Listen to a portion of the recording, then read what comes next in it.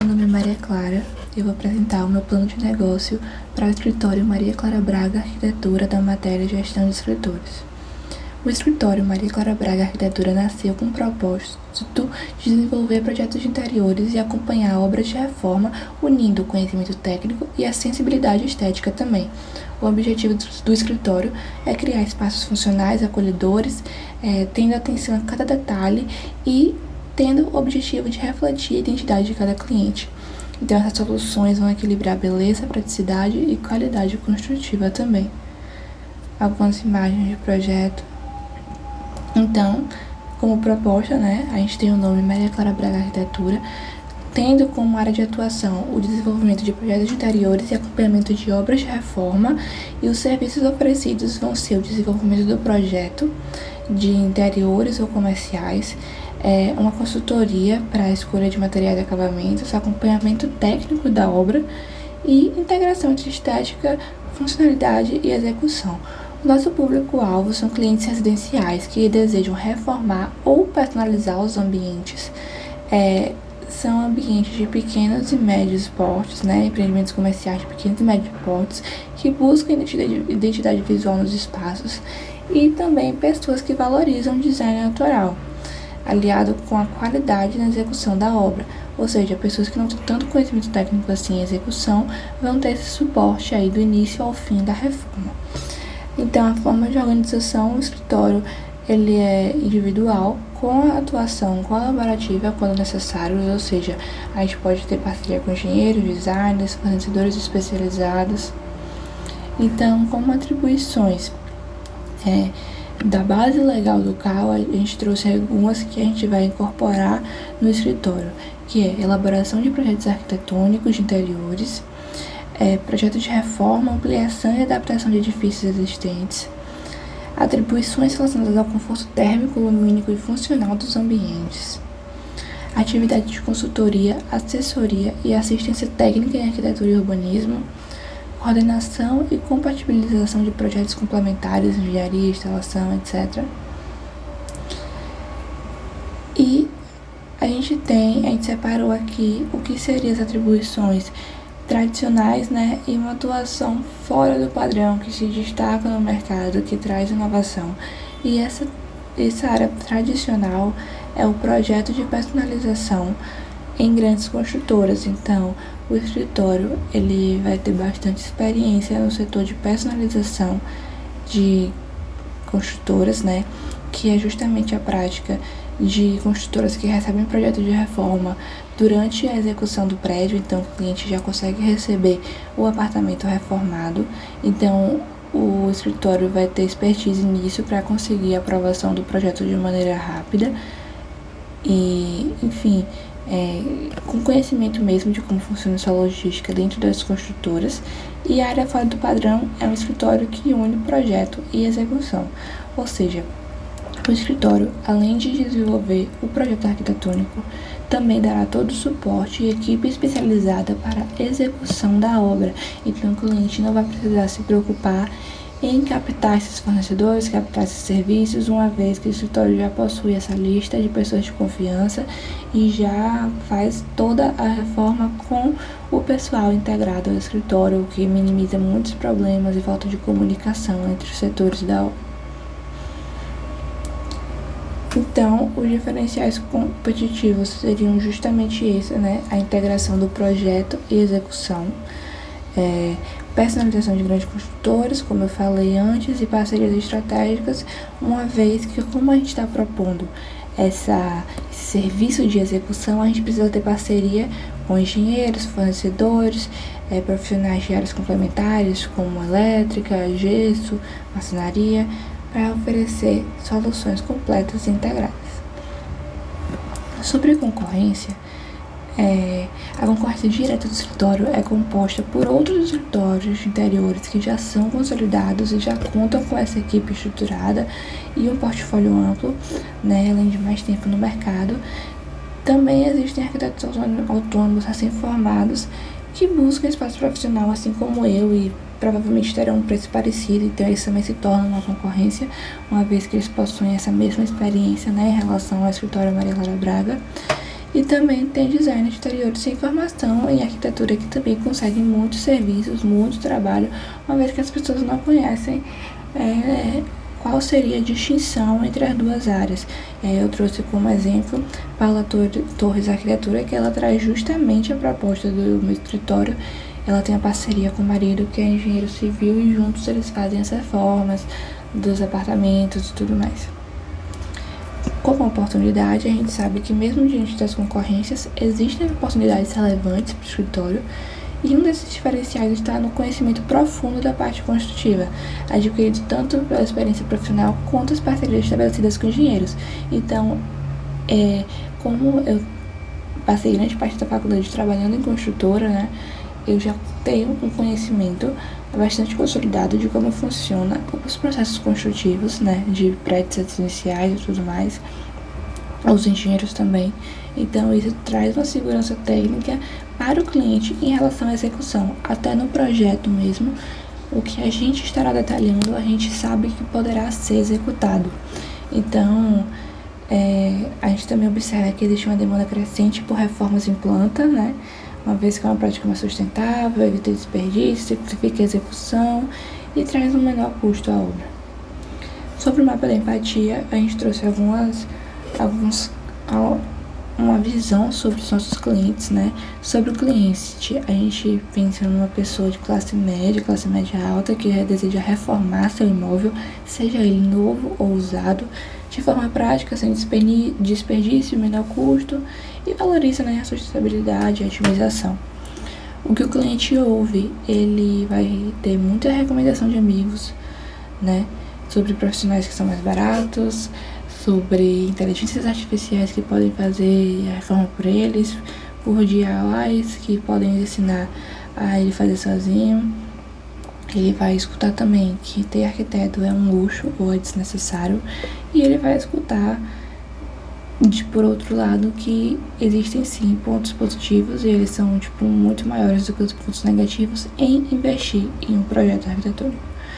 Dores dos clientes é um medo de gastar além do orçamento, uma vez que existe essa fama, né, que o arquiteto ele acaba sugando o cliente. Então isso é bem enraizado nas pessoas, então isso é uma das maiores dores. Falta de tempo para acompanhar a obra, uma vez que a obra acontece em horário útil, né, o horário que as pessoas estão trabalhando, então eles não podem estar 100% do tempo acompanhando a obra. Desconfiança sobre a entrega, né, dos profissionais, e preocupação com o desperdício de material. O que o cliente pensa e sente? Ele quer investir em um projeto que realmente valorize o imóvel, até caso ele queira vender posteriormente. Ele se preocupa com custo e com desperdício, quer praticidade e exclusividade, e tem medo de gastar mais do que deve. O que a cliente fala e faz? Ela quer uma casa do seu jeito, sem gastar muito, procura soluções práticas, pesquisa muito antes de fechar um contrato e valoriza profissionais que expliquem todo o processo e deixem ela por a par de tudo o que vai acontecer. O que o cliente vê, muitos projetos iguais, observa os amigos reformando, vai enfrentando muitos custos extras e também acompanha muito a tendência no TikTok. Como desejo, projeto sustentável, econômico, sem abrir mão da estética, soluções personalizadas, segurança em contar com arquitetura, engenheiros parceiros e redução de desperdícios. Então, como o Business Model Canvas, a gente tem o segmento dos clientes, né? Como eu expliquei antes, pessoas de classe média alta que querem reformar, que valorizam sustentabilidade e economia, e que buscam otimização de espaço, uma vez que os apartamentos e os empreendimentos estão trazendo cada vez mais espaços menores para moradia. Proposta de valor, ou seja, foco em sustentabilidade, redução de desperdício, consultoria personalizada, segurança técnica, soluções acessíveis, os canais, redes sociais, seja ele Instagram, TikTok, Pinterest, para portfólio e atração, indicação boca a boca, parceria com engenheiros e lojas de materiais. Também podem haver parcerias com corretores, atendimento online e presencial quando necessário. Com o relacionamento ao cliente, a gente busca trazer um atendimento próximo e transparente, com consultorias online rápidas para fáceis decisões, acompanhamento personalizado de projeto, mesmo que remoto, suporte em etapa crítica de reforma. Fonte de receita, vinda de projetos interiores, o pacote da consultoria, mais o projeto, acompanhamento de obra, consultorias avulsas, possíveis comissões de parceiros com lojas de móveis e materiais, recursos chaves, conhecimento técnico em arquitetura e construção, software de design e modelagem 3D, portfólio digital, parceria profissional. Atividade-chave: criação e desenvolvimento de projetos interiores, consultoria e atendimento ao cliente, divulgação em rede social e marketing digital, gestão de relacionamento com parceiro, parcerias chaves, engenheiros civis e estruturais, lojas de imóveis, fornecedores, profissionais da obra, engenheiros marceneiros, eletricistas ou pintores, e estrutura de custos, softwares de arquitetura e design, marketing digital, custos administrativos, investimento em capacitação de cursos e possíveis deslocamentos para visitas técnicas. A estrutura organizacional da equipe técnica vai ser por mim, que seria a arquiteta responsável, e aí eu teria a par de todas as responsabilidades administrativas, e o engenheiro parceiro seria Rogério, onde ele cuidaria de profissionais de obra atrelados a ele, de toda a execução. Então, a formalização do escopo, a gente pretende trazer esse contrato de prestação de serviço com valores, responsabilidades, a RRT, que é o Registro de Responsabilidade Técnica, que é obrigatório, briefing de projeto, onde a gente vai coletar os desejos do cliente, orçamento, gosto, orçamento detalhado de tudo que poderá ser gasto, termo de aceite e entrega de projeto após a aprovação, parceria, termos de colaboração, política de pagamento e cancelamento, portfólio digital organizado e propostas comerciais padronizadas. Então, esse fluxograma de projeto vai acontecer como? A partir da captação de clientes, o cliente vai chegar via marketing, rede social ou até indicação de pessoas que já fizeram um projeto conosco. Então, vai ter uma reunião inicial de apresentação do escritório, apresentação da arquiteta, conhecer o cliente, conhecer as necessidades, os orçamentos, prazos, e aí o cliente vai receber esse formulário, para preencher. Vai ser realizado o levantamento técnico, medição, foto, documento, o estilo, preferência, esse vai ser o briefing. Após isso, vai ter a proposta comercial, que vai ter o orçamento detalhado de todas as etapas de projeto, o escopo, o cronograma, e essa proposta vai ser apresentada para aprovação. Após isso, será a assinatura do contrato, o contrato é assinado, o RT vai ser emitido e as formas de pagamento vão ser formalizadas. Dentre as etapas de projeto, a gente tem o estudo preliminar, com o desenvolvimento do conceito, layout, croquis, anteprojeto, materiais, compatibilizações, executivo com detalhamento técnico e o orçamento finalizado, após o executivo. Então, esse projeto vai passar por aprovação, vai ser dado o termo de aceite para validação e aí vai iniciar a execução com os prazos definidos, os fornecedores contratados e vai ser feito os relatórios, acompanhamento de obra e aí a entrega final.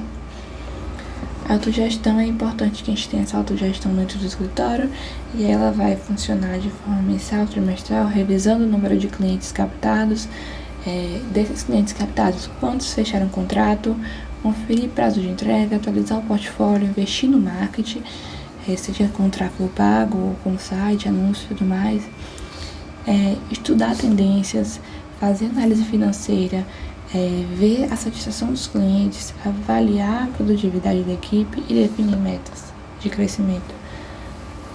Então, como esse plano de marketing digital, a gente sabe que o escritório Maria Clara Braga é um escritório voltado para projetos residenciais com presença digital que tem o objetivo de mostrar o estilo e a essência do trabalho de forma clara e inspiradora. A ideia é justamente usar a rede social para se aproximar do público, ou seja, fazer com que o público se identifique com a minha história, se identifique comigo e me acompanhe no dia a dia realizando o meu trabalho de arquiteta, Porque a gente acredita que quando o cliente se identifica, ele acompanha, ele se inspira e ele tem como referência para uma possível contratação quando for necessário a ele, Então vai ser uma comunicação simples, visual. E essa presença online vai trazer essa conexão para potencializar os clientes e mostrar a eles de maneira leve e autêntica como funciona o dia a dia como arquiteta. As redes sociais que mais serão utilizadas vão ser o Instagram e o WhatsApp Business. O Instagram vai ser para postagem do portfólio, postagem diária nos stories, que é a famosa blogueiragem, né? A postagem do acompanhamento da obra, onde a gente vai mostrar tudo o que está acontecendo, erros, acertos, tráfego pago, né? Que a gente vai comprar para conseguir impulsionar a nossa conta, e nossa conta vai ser profissional também.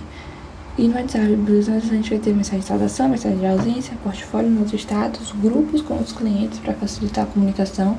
Então, como a gente imagina que esses clientes vão ser, por exemplo, recém-casados, a gente vai criar um grupo no WhatsApp com todo mundo e aí a comunicação fica mais assertiva, né? Então a gente organizou no caso o que seria postado em cada rede social e qual seria a frequência de postagem no Instagram. A gente faria fotos e vídeos de projetos, né, como eu comentei anteriormente. E isso a gente tentaria fazer umas 3 a 4 vezes por semana, né? Mas o ideal é que fosse mais vezes mesmo. O TikTok, a gente pensa em fazer vídeos curtos, descontraídos, mostrando antes e depois, dicas, 3 vezes por semana, porque é um público muito forte e uma capacidade de viralizar muito grande. LinkedIn para postar portfólio, conquistas de escritório, artigos técnicos, mais uma vez por semana. E o Facebook também, uma vez que mesmo ele estando um pouquinho morto aí, ele também vai ser muito útil para a gente fazer a divulgação de conteúdo já publicado em outras plataformas. Como concorrência, a gente trouxe Vitória Salles Arquitetura. Ela possui um número intermediário de seguidores. A biografia chama a atenção porque ela indica que ela ganhou um prêmio de Casa Cor 2025 e que ela atende tanto na Bahia quanto em São Paulo. Entretanto, ela não é verificada no Instagram, mas ela possui vários destaques com projetos, o que é bem positivo. Rafael Souza Arquitetura, ele tem muitos seguidores, ele é verificado, a biografia chama muita atenção porque ele ganhou muitos prêmios e ele tem vários destaques, né, mostrando os projetos dele. Então, o Instagram dele seria o melhor pra gente ter como referência. E também Paula Torres Arquitetura, né? E ela também não tem tantos seguidores assim. Ela mistura a vida profissional com a vida pessoal. Então dá pra ver que tem alguns posts dela contando que tá grávida e tudo mais.